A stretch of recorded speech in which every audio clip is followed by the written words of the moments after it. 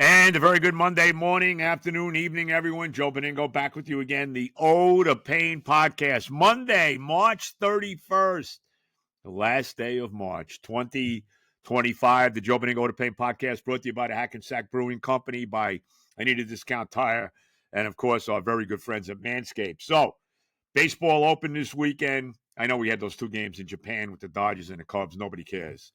Baseball actually opened this weekend, certainly here in New York with the Mets and the Yankees. Joey T is already jumping off the bridge because the Mets started the weekend 1-2 against the Houston Astros and didn't hit. I mean, let's be honest. Outside of Juan Soto, nobody else hit in this lineup. Lindor went 0 for 11. Alonso went 1 for 9. You got nothing out of Vientos. I think the only other guy that got multiple hits was Torrens. Luis Torrens, who got a couple hits, and that was it. Not a very good weekend for the Mets as they score a grand total of 5 runs and going 1-2 against Houston. But look, I'm not getting crazy. Joey T is, because Joey T, of course, is delirious because the Yankees hit 15 home runs in 3 days, right? They had that 9 home run day. They had the game, Saturday, 3 straight pitches off the immortal Nestor Cortez when they hit 3 straight homers on 3 straight pitches. Joey's all delirious. The Yankees, I hate the Yankees. Calm down. Joe, calm down. There's only 159 freaking games to go. Last year they started out the year 0-5. At least they're 1-2 so far. It's a little better as the Mets get ready to go to Miami to play 3 with the Marlins before the home opener on Friday against Toronto. Here's the good news from the 3 games in Houston. The good news is the pitching looked pretty good. Now, Clay Holmes was shaky on opening day. He went 4 2/3, gave up 3 runs. He's hitting guys. He's walking guys. He got a bad play, too, there by Acuna, who threw an easy double play ball away and a run scored there. But outside of that, Tyler McGill looked good. 5 solid innings by Tyler McGill. Griffin Channing, or Fanning, or Channing, however the hell your name is, Carol Channing, whatever his name is, actually looked pretty good. It went, 5 2/3 till he gave up that home run to Pena, and then he gave up that the go-ahead double to Jordan Alvarez. No crime there. 2 runs over 5 2/3. I mean, you'll take that from him every time out. So he looked pretty good. But the Mets just didn't hit. And the bullpen was great. The bullpen didn't give up a run, right? I mean, basically everybody that came out of the pen got the job done. So I think that's the positive that you have to take away. And like I said, Soto did hit. So I think that's even though he had, he struck out to end the first game with a couple of runners on and all of that against Josh Hader. I think that's what you got to take away if you're a Met fan, is that the pitching and the bullpen look pretty solid. And they'll hit. I mean, eventually they're going to hit. I mean, Lindor last year started the year brutal. He wound up being, almost winning the MVP when the year was over. So I'm not getting nuts. And, look, guys like Joey and Met fans out there, stop comparing yourself to the Yankees, okay? Really. Let the Yankees do what they're going to do. The only time we should worry about the Yankees is when we're playing them. Outside of that, who cares? All right? They're not in our league. Let them go do what they're going to do. I mean, Aaron Judge is great. Right? I mean, there should be no surprise that Aaron Judge has hit 4 home runs already. I mean, you can't get nuts about it. So that's the problem. I mean, stop. If you're a Met fan right now, right? Like I said, there's 159 freaking games to go. Stop comparing yourself to the Yankees. So the Yankees had a big weekend against Milwaukee. So what? And the Mets, like I said, they open a series. David Peterson pitches tonight against the Florida Marlins, Miami Marlins, whatever they are. And they should go out there and sweep them. I mean, they stink. Let's win 3 games here. Why not? And then you'll feel better as they come home to play Toronto. It looks like Tyler McGill's going to make the start in the home opener against Toronto. But you just got to calm down. I mean, really, you're a Met fan right now. You just got to relax and let the season happen. Stop taking the first 3 games of the year so damn seriously. I mean, I don't know what else to say. And like I said, the positives was the starting pitching and the bullpen. And you got to figure at some point they're going to hit. Now the bottom of the lineup doesn't look too good.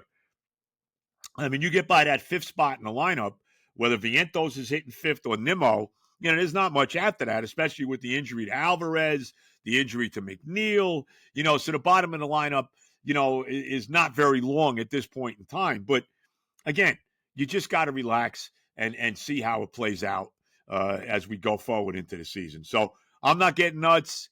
Let's win tonight in Miami. And, you're a Met fan, you'll feel a lot better about things. As far as the Yankees, look, they mashed this weekend. I mean, what can you say? They absolutely destroyed Milwaukee. The historic game on Saturday, they scored 20 runs. They hit 9 home runs. As I mentioned, they hit home runs on the first 3 pitches of the game against the immortal Nestor Cortez. It's funny. My good buddy, the Duke, Willie the Duke of Earls, who's a big Yankee fan. And we were playing golf, I guess it was Saturday, right? And he's telling me the Yankees just hit 3 home runs in the first inning, right? Because as we were playing. And he heard that Cortez gave up 3 home runs in the first inning. He said, what's going on? He didn't realize Cortez was gone, and he's on Milwaukee now. So he felt better about that after he found that out. But, nevertheless, so you can't get crazy. And like I said, Aaron Judge is going to hit home runs. We all know how great Aaron Judge is. He still may be the best player in the league. I mean, you can talk about Ohtani all you want. I mean, Aaron Judge is just, he's phenomenal. I mean, there's no other way to say it. And he's already moving into the area as one of the great Yankees of all time. Now, he's got to win a World Series at some point. They did get to the World Series last year, but got unceremoniously dumped in 5 games by the Dodgers. So, I mean, at some point, if we're going to start comparing Aaron Judge to, Babe and Lou and Joe D and Mickey and Jeter and all these guys, he's got to start winning championships. I mean, that's a staple here. As great as Don Mattingly was, the one knock on Don Mattingly was the fact that he never won anything. He only went to the playoffs one time in 1995, which turned out to be his final year anyway, in that 5-game loss to Seattle, with the Mariners when they were up 2-0 and lost the last 3 games in Seattle. So, but Judge is phenomenal. I mean, there's no 2 ways about it. So if you're a Met fan, you got to calm down. If you're a Yankee fan, you're very happy the way the year started and all that. And the Yankees are going to be good. I mean, I understand they lost Cole. I understand Heal's out for a couple months. I understand that Stanton, who knows when he's playing. But this still is they got a very good lineup. I mean, obviously Judge, you factor in Goldschmidt now and Bellinger, Jazz Chisholm for a full year, who's a very good player. He's hit 3 home runs already in the first couple of games. Volpe's look good. He's hit a couple of home runs already. They're going to be good. I mean, there's no way around it, them not. So you just got to calm down. You really do. There's so much baseball to be played, and we'll see what happens going on from here. But if you're a Met fan, just mellow out. Like I said, there's only 159 games left to play. Now, as we move away from the baseball here for a second, the Final Four is now intact in the NCAA tournament. I tell you right now, I guess you could look at this 2 different ways, okay? Because for the second time in history, all the number 1 seeds made it to the Final Four. The only other time it ever happened was 2008 when Kansas wound up winning the tournament. Remember, Memphis, that was the year Memphis with Derrick Rose and Calipari blew the game. They should have won that game. They missed a ton of free throws late and wound up losing that game. Remember, Mario Chalmers hit that 3 to tie the game and send it into overtime, and eventually Kansas won it. That's the only other time, 2008, now 17 years ago, that every number 1 seed made it. And like I said, you could look at it 2 ways. You could say, well, in a positive sense, you could say, well, the committee got it right. I mean, they were dead on with the 4 teams that were the number 1 seeds, right? They were dead on with it. Or you could say, well, with the NIL money and with the transfer portal and the way these guys transfer left and right and all over the place, this is what you're going to get. You're not going to get the Cinderellas winning anymore, And when you really look at it, how many Cinderellas have there really been that have won it? I mean, when you really break it down, George Mason or Virginia Commonwealth or, who am I forgetting up here? At St. Peter's, when they made a deep run, or Loyola of Chicago. Loyola Chicago did win a NCAA championship all the way back in 1963. That's 100 years ago. But teams like this, don't expect them to win NCAA titles because it's not going to happen, and it really never does. So, you just got to calm down with all of that.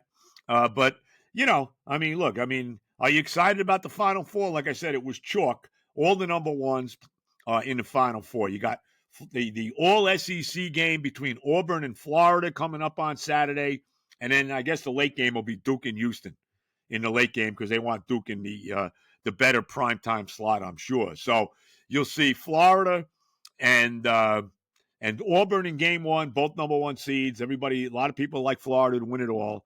And then you got the other one when you got Duke going up against Houston. And we'll see what happens. Houston's been to a bunch of Final Fours, has never won a championship. Going back to the days of Elvin Hayes and Phi Slammer Jammer, and even a couple of years ago in 2023 when they went to the Final Four and didn't win. They've been there a number of times, but have never won a championship. Of course, Duke is looking for the sixth ever national championship. They won 5 out of Krzyzewski. I believe that from Krzyzewski, I believe they're going to their 18th Final Four. I believe that's what it is, something like that. Florida has been to the Final Four. This is their 6th time. Remember, they won 2 titles with Billy Donovan, those back-to-back championships in 06 and 07. The Joakim Noah, Al Horford team. So they've won a couple titles. And Auburn is only going to their 2nd Final Four ever. Now, I'm not sure what the first one was when Charles Barkley was there. I don't think they went to any Final Fours when Barkley was there. So only the 2nd time for them. So we'll see. We'll see. It's always a great night for the Final Four, even if all the number ones are playing. So we'll see how that plays out. But really, there was really nothing really exciting. Even most of the games were not great. You had a couple buzzer beaters, but not many. How many did you really have? I guess, the UConn-Florida game, UConn gave Florida a hell of a game, went right down to the nub. And then even the regional final the other night, when Florida wound up winning their game, I don't know why it's escaping me who they beat right now, but nevertheless, when Florida won that game, Texas Tech, when they were down, they were down big, like 10 points to Texas Tech late in the game, and then Florida went on that 16-2 run to win it behind the kid Clayton Jr., who, has really been outstanding for them. For Florida, he's been their best player. So we'll see. But, most of the games have not been great. Hopefully we get some outstanding Final Four games. A couple other things as far as the NCAA is concerned going forward. Obviously, a couple coaching changes. Kevin Willard, the former Seton Hall coach, is leaving Maryland to take the Villanova job. As what's his name got let go. Kyle, the hell's his name? I can't think of his name either. And that shows us that he wasn't a very good coach. The guy that took over for Jay Wright. But nevertheless, he's gone. And Kyle Neptune, that's his name. And he's gone. And obviously, Kevin Willard now will take over the Villanova job. And Richard Pitino, how about this? Leaving New Mexico to take the Xavier job.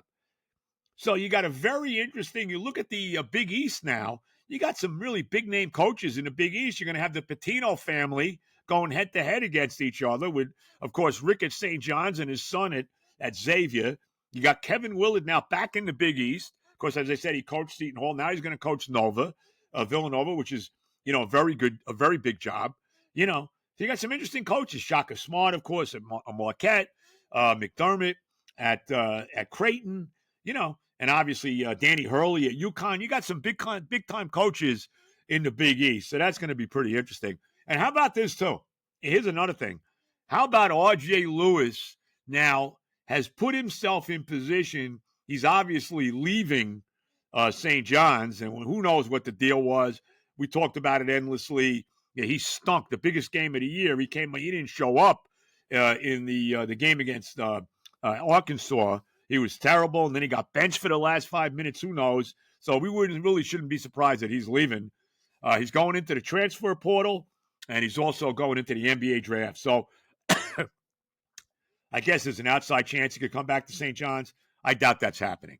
Looks like him and Pitino have parted ways. Whatever happened, why? And we know he stunk in the game, but why Pitino had him on the bench for the last 5 minutes of that game, you got to ask Pitino and Lewis the answer to that. But he certainly will not be back at St. John's. All right, Benigno, the Oda Payne podcast.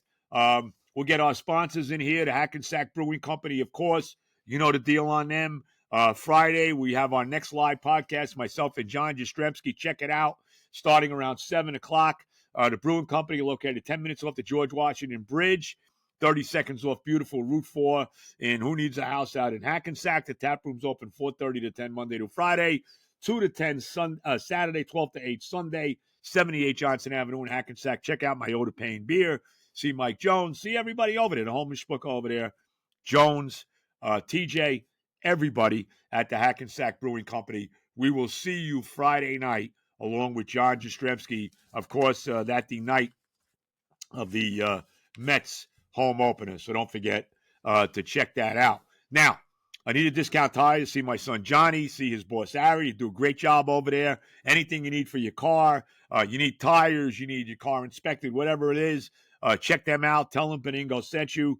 They will take care of you without a doubt. Westwood Avenue, Rivervale, New Jersey, Anita Discount Tire. See Johnny and Ari, and they'll take care of you. And nothing better when you need work on your car. Now, Manscaped, okay? Of course, we love Manscaped. Now, new thing going on here with Manscaped. Testicular Cancer Society Ball Hero Bundle.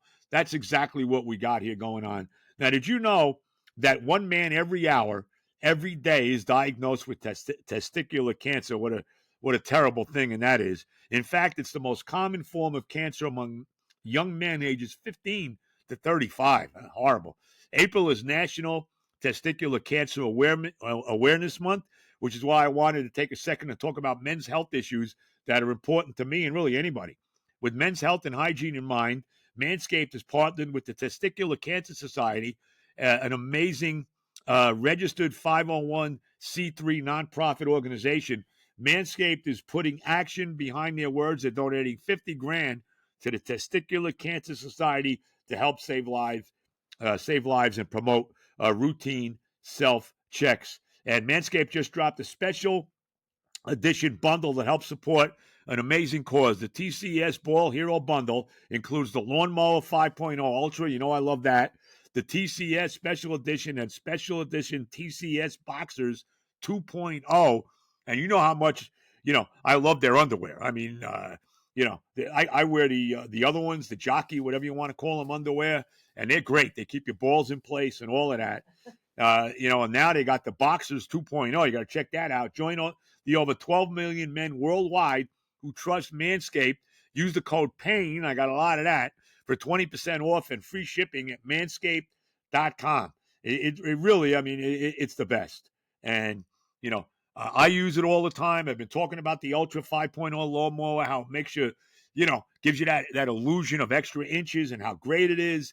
I've been talking about how phenomenal the underwear are. They keep your balls in place. They don't fall out. There's so many. I got so many different pairs of underwear. I mean, it's ridiculous. I mean, your balls are hanging out. You always got to stick your head in your pants and put them back in.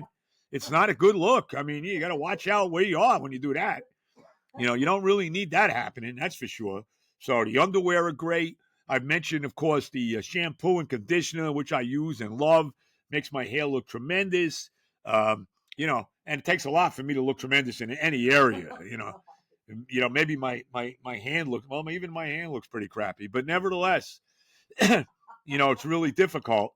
But anyway, it does make my hair look good. I even use it for body wash. You got to check it out. So you got the special edition. You got to check it out again. The TCS Lawnmower 5.0 Ultra, rocking a brand new purple design in honor of Testicular Cancer Awareness. And trust me, I talked about it. This trimmer is the next level. It gives you the illusion that, that you're big. You're bigger than you are. And, the illusion is, if you can't have the real thing, the illusion is pretty good. So check that out. The trimmer is both cordless and waterproof, making trimming a breeze. And I've been using it for a while. I absolutely love it. It features the dual skin-safe blade heads, now accompanied by an updated trimmer blade and interchangeable foil blade for enhanced performance. It's got the whole thing. Check it out. You're going to love it. There's nothing better. Nothing better. Check out Landscape. Get involved. This is, again, Testicular Cancer Awareness Month is going to be April. And obviously, our good friends at Manscaped doing everything. They've already contributed $50,000, doing everything to make men aware of what a terrible thing testicular cancer is. And I was surprised that it really affects young men 15 to 35. So God bless Manscaped, and check out all the products. Like I said, you can't go wrong. I absolutely love Manscaped. Tell them Benigno sent you. Great people, and great job by them. Making people aware of making men aware of the tragedy, really, of testicular cancer. Okay, Benigno, the Oda Pain podcast. And I got to tell you, I spent yesterday, I was all over the place yesterday, but I really watched the two women's Elite Eight games yesterday. I really did. South Carolina winning their game in what was a very close game against Duke, beat them 54-50 as they moved to the women's Final Four for the fifth consecutive year. Of course, Dawn Staley and her program there. And then UCLA knocking off LSU in the second game last night, and the UCLA women getting to their first ever Final Four. So those two are in place. And then tonight, you got the final two Final Four, the Elite Eight games tonight to complete the women's Final Four. An all-Texas game between Texas and TCU. And then, of course, the nightcap where you got USC against UConn. Now, the USC-UConn game has really lost a lot of luster because Juju Watkins, the great player for Southern Cal, is out. She tore her knee up in the Sweet 16 game, so she's not playing. Everybody wanted to see the matchup between her and Paige Beckers. We're not going to see it now. And it really kind of looks like it's opened it up for UConn to get back to the Final Four again. But that game will be the late game. Both games on ESPN tonight. Again, the early game is Texas TCU.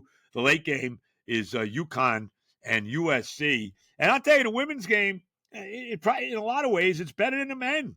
I mean, that South Carolina Duke game yesterday was a tremendous game. Went right down to the nub. Great game, no doubt about it. And you'll have it again tonight. And I want to comment. I don't often talk about great broadcasting teams. I love the fact that the Final Four now, Jim Nantz is gone, and the great Iron Eagle is now taken over as the lead guy on college basketball for CBS. He's going to be calling the Final Four with Coach Bill Raftery, and Grant Hill, and that's a tremendous broadcasting team. Look, any team where Iron Eagle is the play-by-play guy is going to be good. He can make me look good as a color commentator. So, anything he's doing is great. But I got to compliment the combination of Ryan Ruocco and Rebecca Lobo doing the women's games. They are terrific. I got to tell you. Now they did the LSU UCLA game yesterday, and they're going to be doing the UConn USC game tonight. They are as good a basketball play-by-play team as you will get. They really are. Ryan Ruocco, he's done the Nets. He's done net games. He's done some Yankee games. He is him and Lobo are a tremendous 1-2 punch calling the women's games. I got to tell you, when I see them doing a game, let's put it this way.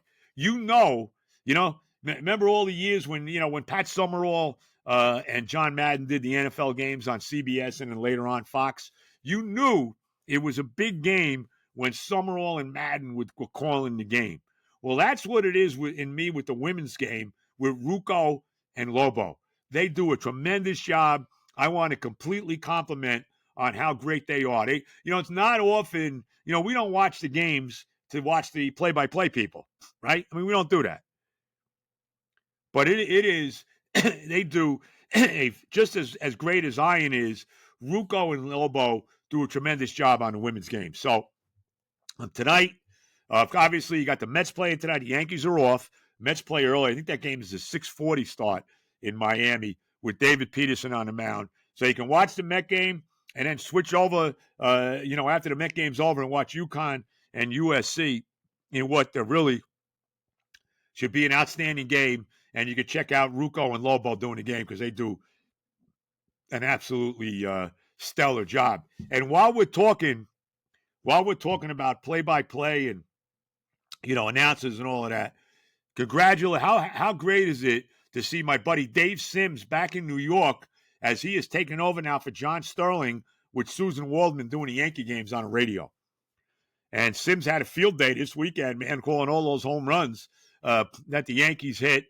Dave, of course, remember, Dave and Eddie Coleman were the original 10-1 guys on the Fan, the old days of the Coleman and the Soul Man days.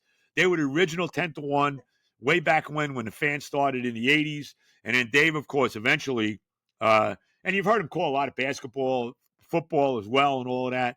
But remember, for like 20 years, he was the play-by-play voice of the Seattle Mariners, for years. So it's great to have Dave back in the New York area now and calling the Yankee games along with Susan Waldman. So congratulations to my buddy Dave Sims. Great job by him, and glad to see him back, 100%, no doubt about that. So lots going on as far as the sports world's concerned. April 1st, tomorrow, we're only about 3 weeks away now from the NFL draft, which will be coming up. I believe it's, the 28th? Thursday. I didn't realize this. I saw a commercial for this the other day while we're talking about the draft. It's going to be at Lambeau Field this year. How about that? In the shadow of Vince Lombardi. There you go. Lambeau Field for the NFL draft this year. I mean, that's probably long overdue, as that is the, how do I say that? That is the hallowed ground, if you will, in the National Football League. So great to see the draft at Lambeau, and we'll see what happens from, with the draft and everything going down. I don't want to start breaking it down now, but good to see that. And then, of course, we're only 2 weeks away, not only from my wife's 50th birthday, but we're only 2 weeks away from the Masters.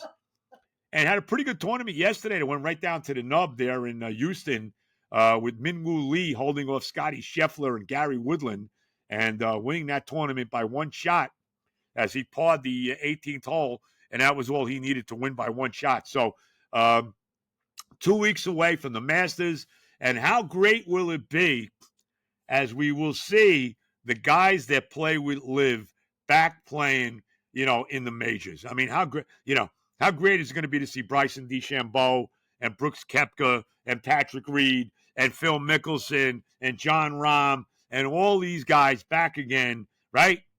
How pumped up are you going to be to see all these guys back playing again in the Masters? And should be great as we get ready for the major season. We'll have one every month. We got the Masters in April. We got the PGA, which is at Quail Hollow in May. And then, of course, in June, Father's Day weekend, we got the U.S. Open, which is at Oakmont this year. And then finally in July, the Open Championship, the British Open, whatever you want to call it.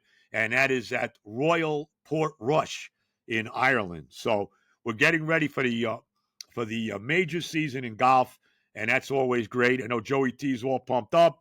Can't wait to see the Live guys. All he does is complain every week about the PGA. Who are these guys? Who's Valimaki, right? I mean, I'm watching it yesterday. Who the hell is this guy Valimaki? He's on the leaderboard. Or Toasty. Who? What is that? Like a post Toasty? Toasty's on the leaderboard. I mean, these guys you never heard of. Joe Highsmith, who won a tournament a couple of weeks ago. I mean, who are these guys, right? What do you win at the Valspar? I mean, I don't even know who these guys are, And we'll see. Rory McIlroy, who's going to be the favorite, without a doubt. Him and Scheffler will be the favorites at the Masters. Rory's had a really good year so far. He won at Pebble Beach. He won the Players. So we'll see what he's going to do. He'll be, like I said, him and Scheffler will be the favorites at the Masters. Scheffler tried to win his third Masters. Rory tried to win his first and hasn't won a major in 10 years, and he's still looking for that career Grand Slam. Rory needs to win the Masters to get the career Grand Slam. So the Masters coming up in just a couple weeks. And as I said, the final of the Masters is also my wife's 50th freaking birthday. Can you imagine she's 50? And people ask me, Benigno, you're like robbing the cradle. I mean, your wife's 20 years younger than you. And, and people ask me, like, seriously, I mean, people ask me all the time, Joe, I mean, look, you're not exactly the best looking, like nobody's mistaking you for like Brad Pitt or anything. I've had a few people mistake me for Armpit, but nobody for Brad Pitt. And people ask me, well, how the hell did you get this good looking woman? And I say, look, it's two things. Okay. And I always say this to everyone. And this is really all that matters, right? There's only two things. Here it is. You don't have to be the best looking guy in the world, right? You can look like the Hunchback of Notre Dame, right? And he did pretty good. He got the hot girl at the end, too, didn't he? But let me just say this. All right. I think he did. I don't know. Maybe he got killed. He might have died, too. Whatever. But the point is this. Two things. And I tell this to Joey T all the time. Right? And this is the only really two things Joey's lacking. And that's style and charm. Right? That's how you do it. Ask Scarabaggio. He'll tell you. Scarabaggio. Because Scarabaggio's got three things. He's got style, charm, and money. I mean, so. And really, all you need is money. I mean, you could, let's be, you could look like the Hunchback of Notre Dame. If you got money, you're doing it right, That long green stuff is very sexy, but, you can ask Kenny that. But anyway, that's how you get, that's the only way you get attractive women.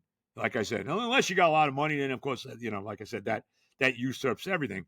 But it's all about style and charm. And that's how I got a girl 20 years younger than me. Everybody, actually 21 years. Everybody enjoy your week.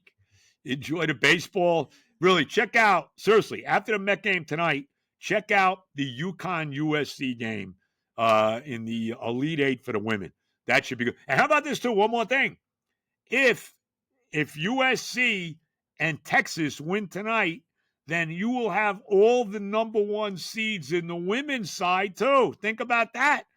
I don't know if that's ever happened. Right? TCU and UConn were number 2 seeds. I don't know how UConn was the number 2, but whatever. But if they lose tonight, and I don't think they will, but if they do, and Texas wins as well, you will have all the number 1 seeds in the men's tournament and all the number 1 seeds in the women's tournament in the Final Four. How about that? Everybody enjoy your week. Enjoy the baseball. Enjoy the basketball. Big week for the Rangers as well, as they're tied right now for that final playoff spot in the Eastern Conference. So they got to I believe they play Minnesota on Wednesday at the Garden. I still don't think they're making the playoffs, but we'll see. All right. All the love, everybody. And, of course, as we know we need it, God bless the greatest country in the world, America. See you.